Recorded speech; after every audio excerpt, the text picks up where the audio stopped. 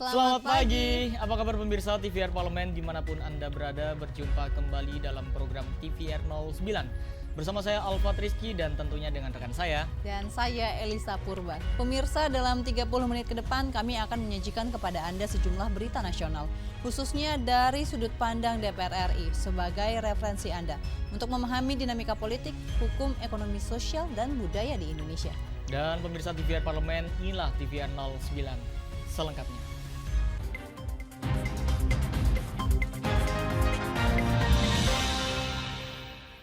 Pemirsa, anggota DPR RI periode 2024-2029 menilai penyebab kekerasan pada anak harus dikenali dan diteliti secara menyeluruh sebelum melakukan penanganan terhadap tindakan maupun pelaku kekerasan pada anak tersebut, khususnya dari sisi hukum.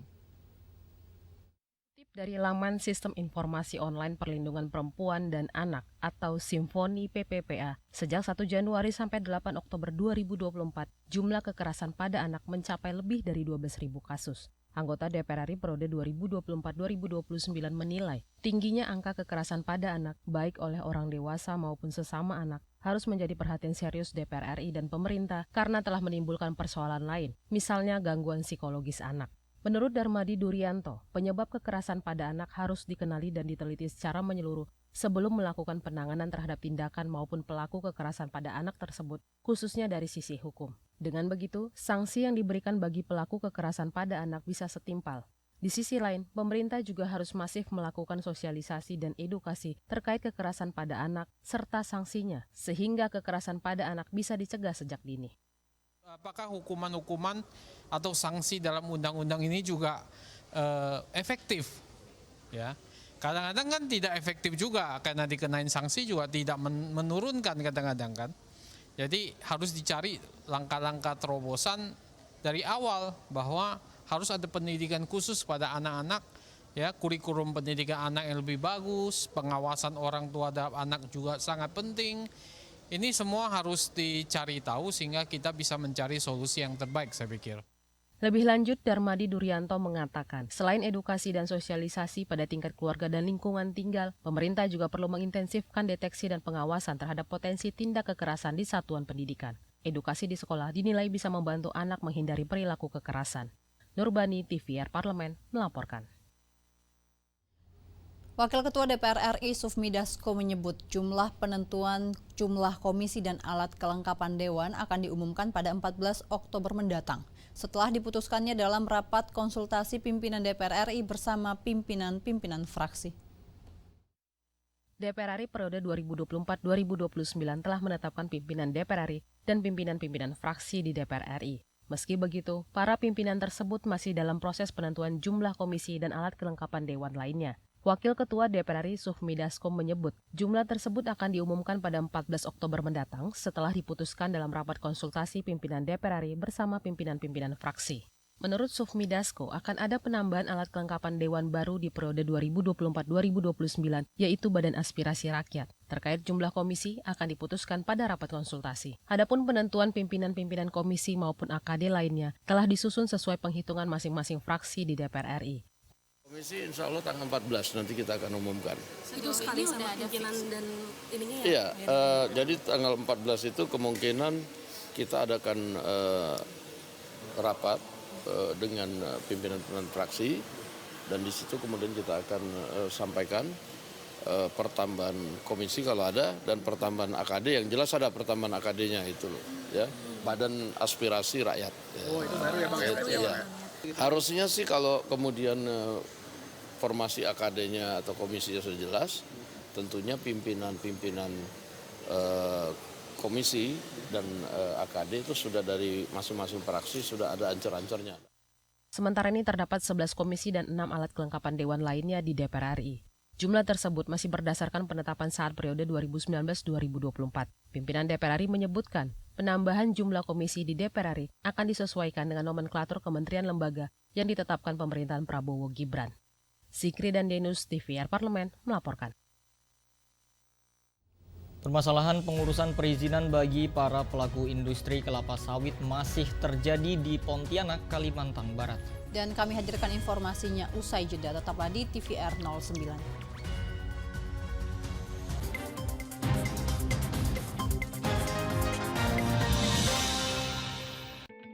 Selamat datang di Biro Pemberitaan Parlemen.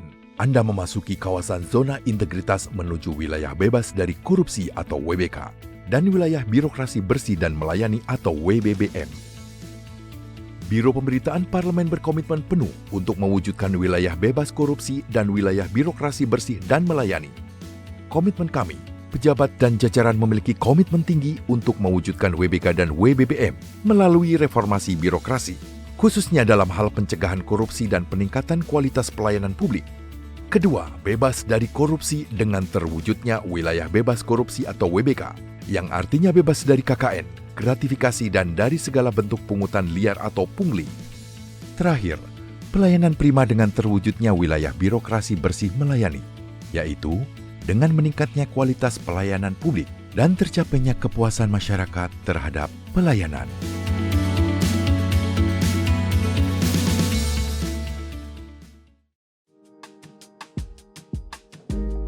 Saya Hasbiallah Ilyas, fraksi Partai Kebangkitan Bangsa. Saya mencalonkan DPR RI atas perintah partai. Alhamdulillah terpilih.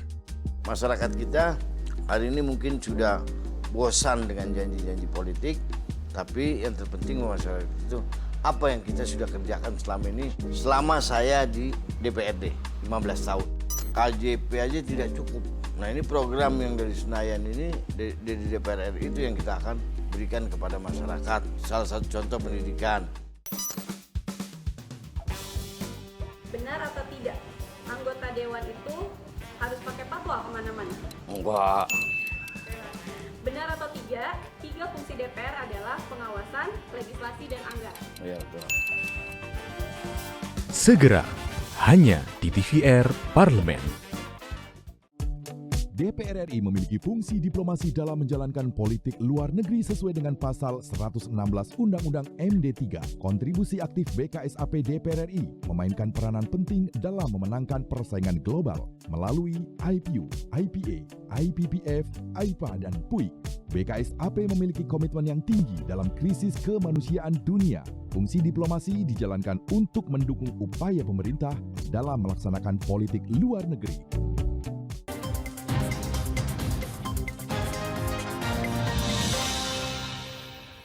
Pemirsa, anggota DPR RI terpilih Mahman Abdurrahman mengatakan para petani sawit mengeluhkan sulitnya mengurus izin usaha sawit sehingga kegiatan penanaman kembali atau replanting terhambat. Menurutnya pengurusan izin memakan waktu 1 hingga 3 tahun menjadi salah satu penyebab rendahnya realisasi produksi sawit. Dalam tinjauan langsung ke Pontianak, Kalimantan Barat, anggota DPR RI Maman Abdurrahman menemukan permasalahan pengurusan perizinan bagi para pelaku industri kelapa sawit. Menanggapi hal ini, Maman meminta pemerintah segera menyelesaikan masalah ini, bahkan bila perlu membentuk panitia khusus yang melibatkan kementerian lembaga di lintas sektor. Maman mengatakan, para petani sawit mengeluhkan sulitnya mengurus izin usaha sawit sehingga kegiatan penanaman kembali atau replanting terhambat. Menurutnya, pengurusan izin memakan waktu 1 hingga 3 tahun menjadi salah satu penyebab rendahnya realisasi produksi sawit. Karenanya, Maman mendorong kementerian dan lembaga di lintas sektor segera menangani hal ini, bahkan membentuk pansus bila diperlukan. Ini bukan isu Kalbar saja, tapi isu nasional. Makanya kita mau segera menyelesaikan bottleneck permasalahan ini supaya bisa menjadi perhatian dan dieksekusi penyelesaian masalahnya. Contoh tadi teman-teman koperasi menyampaikan, pengajuan penanaman ulang atau bahasa kerennya, bahasa replanting ini, itu pengajuan udah hampir 1 tahun lebih. Itu udah cepat tuh Pak, ada yang 3 tahun, 4 tahun. Kan, coba. Nah, ini yang mau coba kita atasi. Tadi juga teman-teman pengusaha menyampaikan itu juga. Nah, jadi maksud saya kita Komisi 7 lagi mengkaji apakah ini perlu ditingkatkan menjadi pansus karena ini terkait dengan Kementerian Pertanian, Kementerian Lingkungan Hidup, dan Kementerian Perindustrian.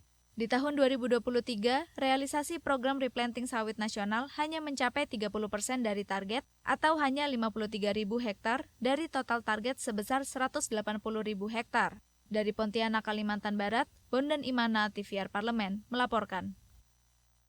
Usai meninjau kesiapan pilkada di Kabupaten Bekasi, Jawa Barat, Wakil Ketua DPR RI Saan Mustopa berharap pilkada serentak di Kabupaten Bekasi dapat melahirkan pemimpin daerah yang mampu membawa perubahan positif bagi pengembangan wilayah dan pembangunan masyarakat Bekasi.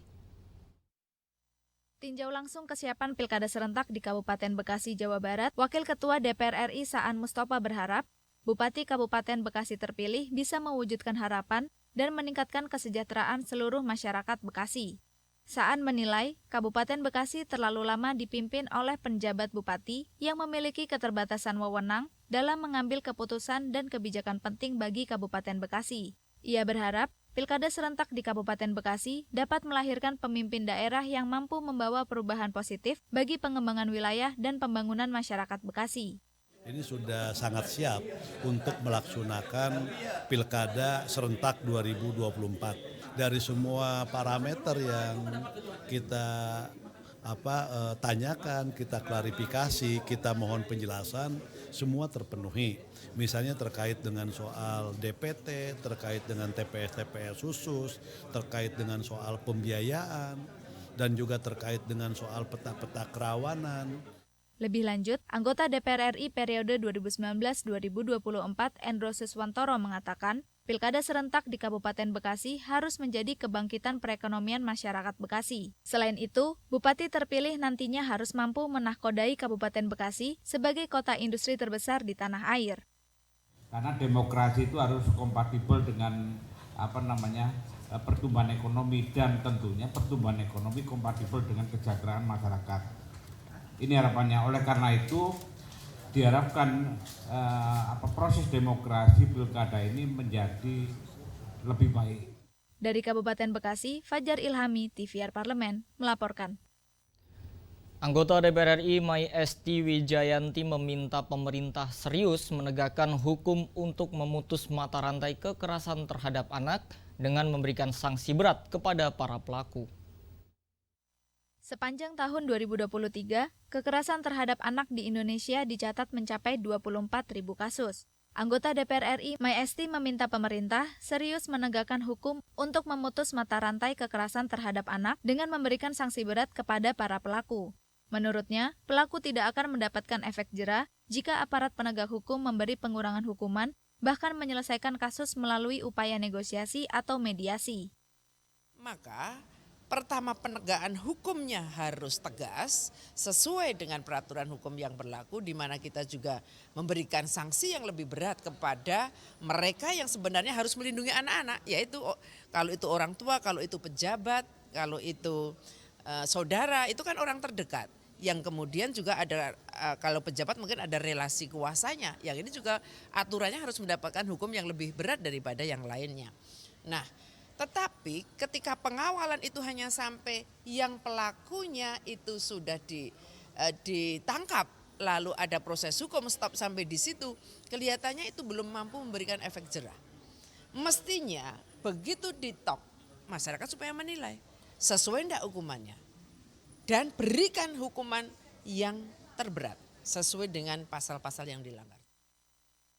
Lebih lanjut, Mai Esti mendorong media massa untuk membantu mengawal penyelesaian kasus kekerasan terhadap anak hingga pembacaan putusan bagi pelaku.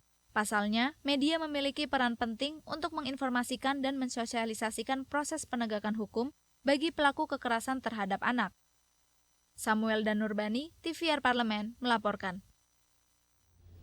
Pemirsa, usia bangunan rumah jabatan anggota DPR RI di Kalibata sudah cukup tua, menyebabkan biaya perawatan tak lagi ekonomis, dan untuk itu Sekretariat Jenderal DPR RI menghapus fasilitas rumah jabatan DPR RI. Dan rumah jabatan DPR RI ini dialihkan menjadi tunjangan perumahan layak huni dengan patokan hunian layak 3 kamar yang membebaskan anggota DPR periode 2024-2029 untuk menyewa atau mencicil huniannya.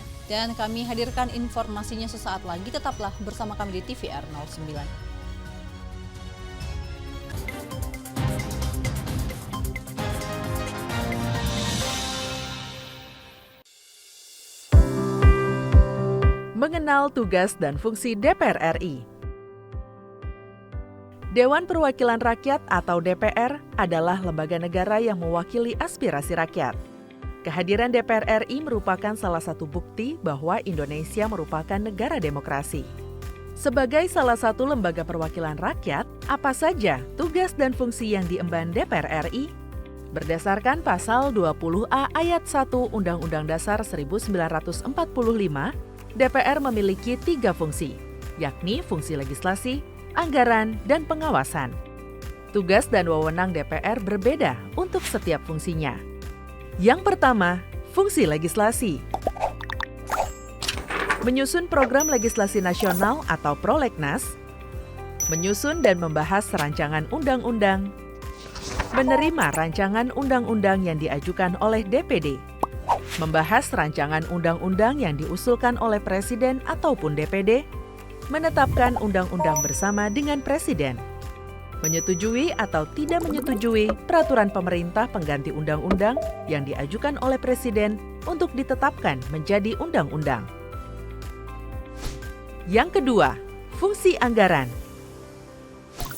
Memberikan persetujuan atas rancangan undang-undang tentang APBN yang diajukan oleh Presiden. Memberikan persetujuan terhadap pemindahantanganan aset negara maupun terhadap perjanjian yang berdampak luas bagi kehidupan rakyat yang terkait dengan beban keuangan negara. Menindaklanjuti hasil pemeriksaan atas pengelolaan dan tanggung jawab keuangan negara yang disampaikan oleh BPK. Memperhatikan pertimbangan DPD atas rancangan undang-undang tentang APBN dan rancangan undang-undang terkait pajak, pendidikan, dan agama. Yang ketiga, fungsi pengawasan. Fungsi pengawasan, DPR bertugas melakukan pengawasan terhadap pelaksanaan undang-undang APBN dan kebijakan pemerintah, serta membahas dan menindaklanjuti hasil pengawasan yang disampaikan oleh DPD. Demikian penjelasan tentang tugas dan fungsi DPR menurut Undang-Undang. Informasi ini dipersembahkan oleh TV dan Radio Parlemen, Biro Pemberitaan Parlemen, dan Sekretariat Jenderal DPR RI.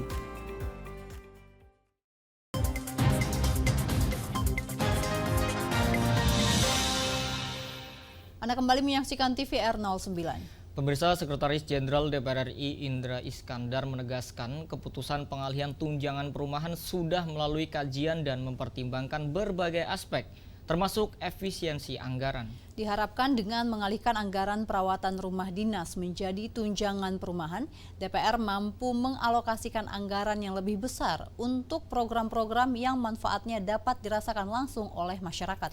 Simak informasi mendalam yang telah dirangkum dalam segmen Lensa Parlemen berikut ini.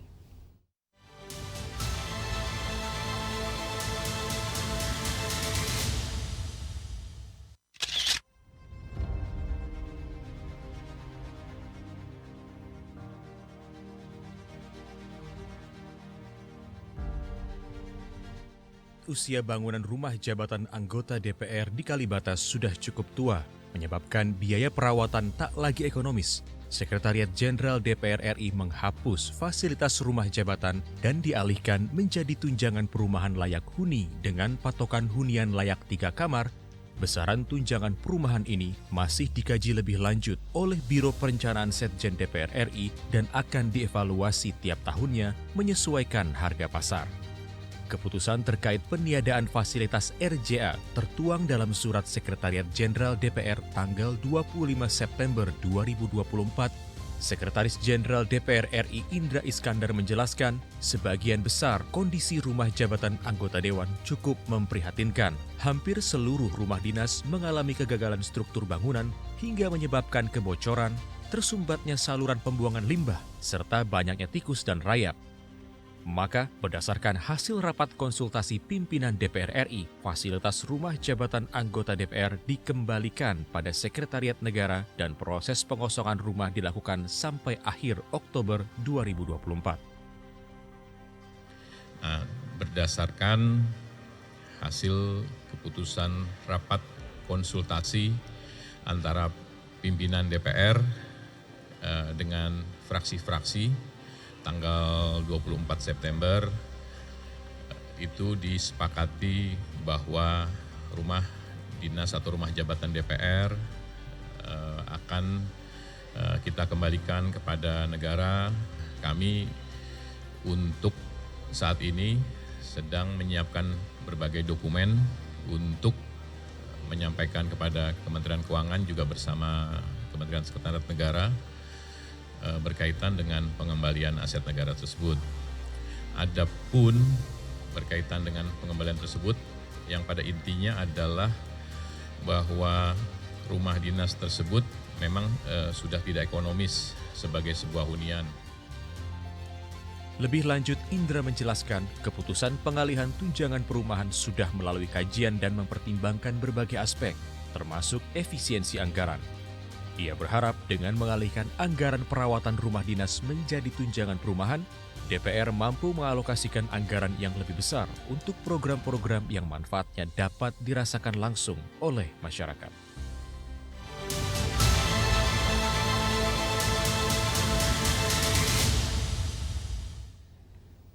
Pemirsa, di tengah hiruk-pikuk kehidupan modern masa kini, kesehatan mental atau burnout menjadi salah satu fokus utama yang tidak bisa diabaikan. Meskipun tidak mengakibatkan kematian, gangguan kesehatan mental dapat menyebabkan penderitaan yang berkepanjangan. Dan informasi selengkapnya usai jeda berikut ini, jangan kemana-mana, tetaplah di TVR 09.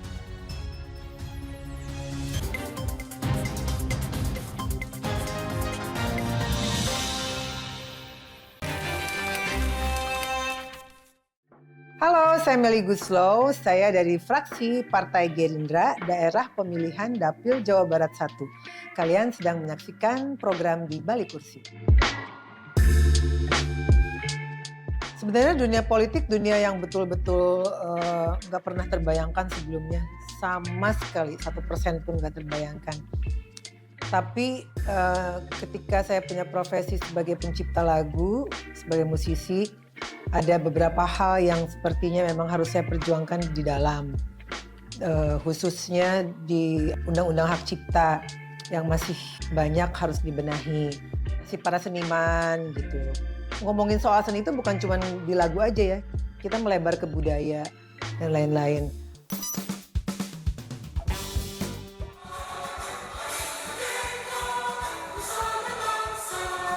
Hari lahirnya engkau Indonesia, merdeka, sekali merdeka tetap merdeka. Deg-degan.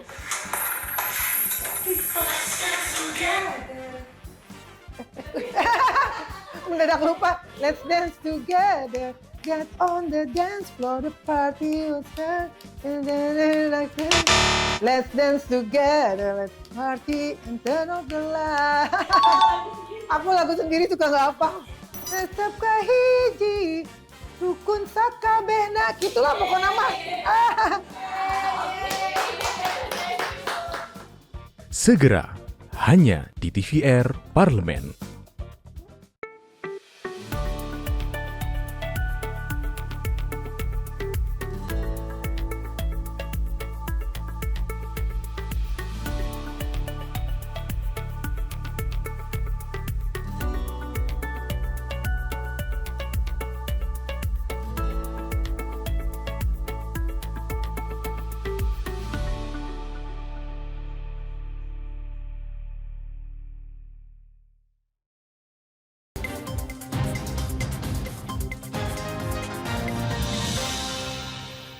Anda kembali menyaksikan TVR 09. Pemirsa, tidak memandang usia, burnout kini banyak ditemukan di kalangan orang-orang berusia muda. Karena tuntutan sosial dan juga beban kerja yang tinggi, ini seringkali menjadi penyebab banyaknya kasus burnout di masa kini. Tidak hanya merugikan penderita, burnout juga sangat merugikan bagi keluarga dan orang-orang sekitarnya. Dan tanpa berlama-lama, langsung saja kita saksikan tayangan tips Jitu menghadapi burnout dan merawat kesehatan mental dalam segmen Intips, informasi dan tips untuk Anda.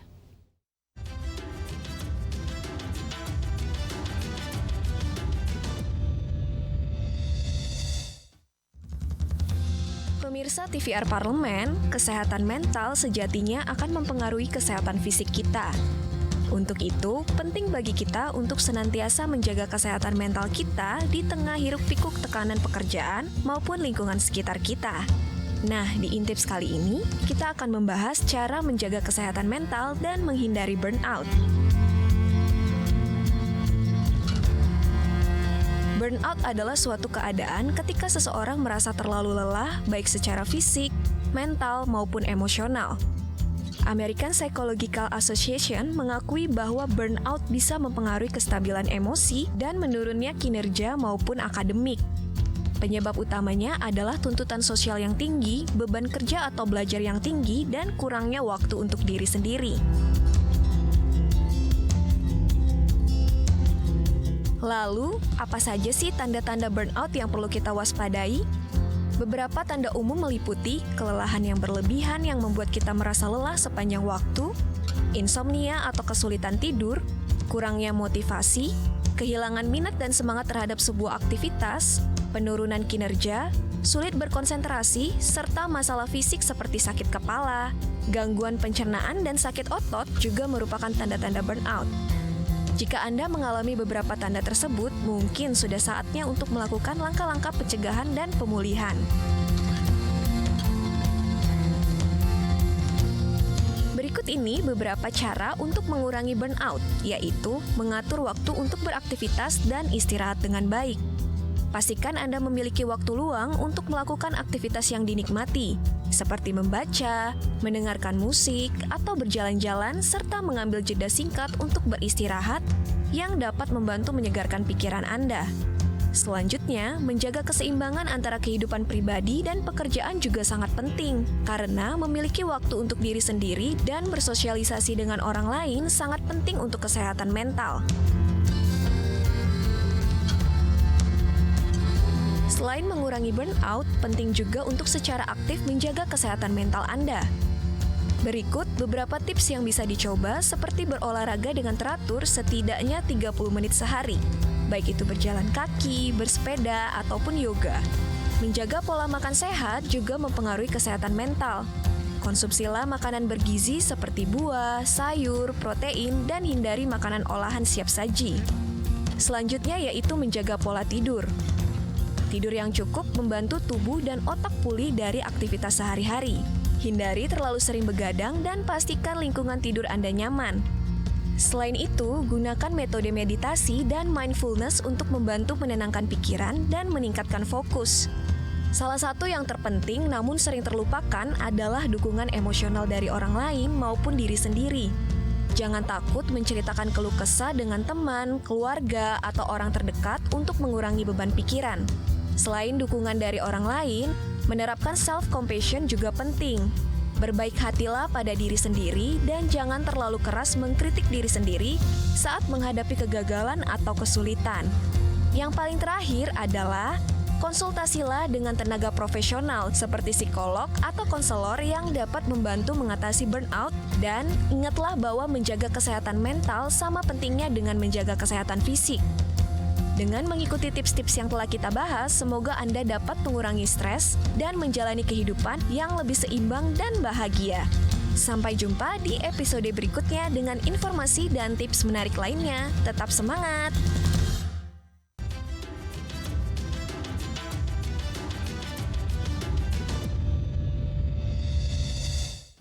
Itu dia informasinya untuk Anda pemirsa, dan pemirsa demikianlah TVR 09 edisi pagi ini. Kami segenap kru TVR Parlemen yang bertugas mengucapkan terima kasih telah menyaksikan.